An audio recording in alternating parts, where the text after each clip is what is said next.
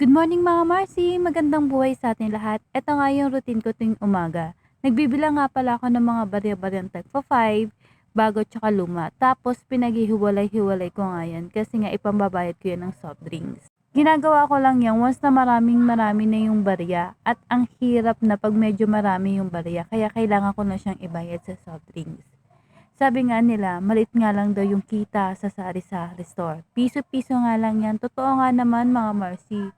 Tapos uutangan ka pa. Minsan kulang pa sila sa piso na hindi nila naiintindihan na hindi naman natin yan ginagawa sa grocery o sa pamilihan.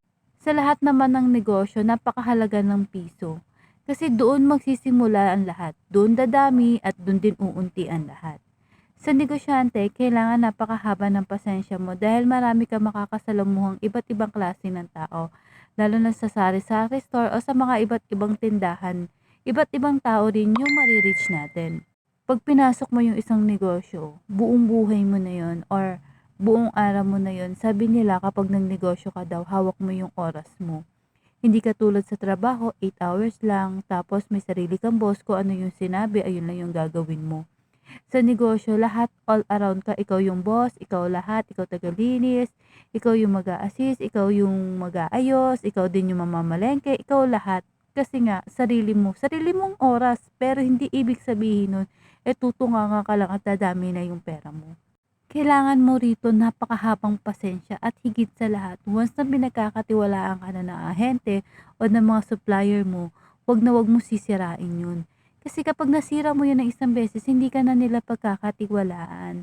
Pwede kang humingi ng sorry o palugit, pero minsan kasi wag natin sirain yung sarili natin sa halaga ng pera. Sabi ko nga palagi, wag tayong magpapasilaw sa pera o wag tayong sisira ng dahil lang sa pera. Mas masarap kasi 'pag maraming nagtitiwala sa'yo na nag-iiwan sa'yo ng mga paninda na wala ka namang kailangan bayaran, consignment lang. Mas masaya kasi yung gano'n. Kasi ilang linggo pa naman sila bago bumalik, eh. Matagal sila bago bumalik lalo na yung sigarilyo. Sobrang laki ng puhunan dito sa sigarilyo, pero nga dahil nga meron ng consignment at nagtitiwala na sila sa'kin, kaya yun ang ayokong masira. Kailangan on time kang magbabayad kahit na hindi mo pa nabenta or nabenta mo na, abonohan mo muna kasi babalik rin naman sa'yo yan, eh. Nandiyan pa rin naman yan. At least paikot, at least nagtitiwala sila na habang tumatagal, malaki na yung makukuha mo, mas malaki na yung pagtitiwala nila sa'yo. Sa negosyo, mahirap talaga sa umpisa. Lahat naman mahirap sa umpisa, eh. Pero kailangan mong aralin, kailangan mong madapa, magkamali kasi hindi mo naman malalaman at hindi mo naman maitatama kung hindi mo malalamang mali ka. Higit sa lahat, kung gusto mo umasenso, wag na wag kang magpapautang.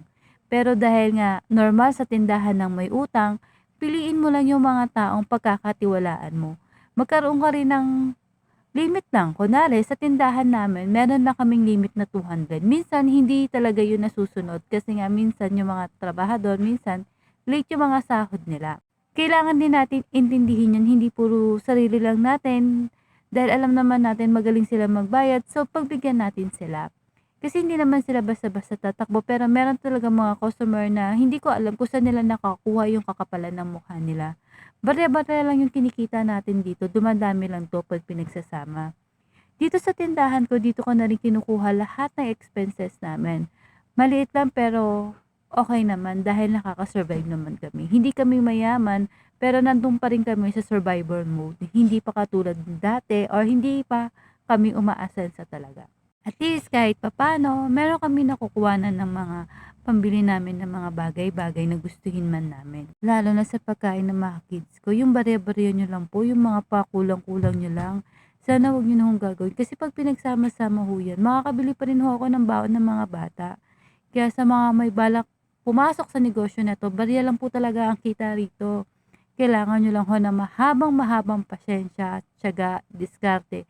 At higit sa lahat, sa taas, kailangan nyo hong palaging manalangin at magpasalamat sa kung anong blessing na natatanggap natin everyday. Kasi everyday is a new blessing. Sabi nga nila, everyday is a new beginning, a new blessing. Kaya sa akin mga customer, maraming salamat sa pangtangkilik nyo. Salamat!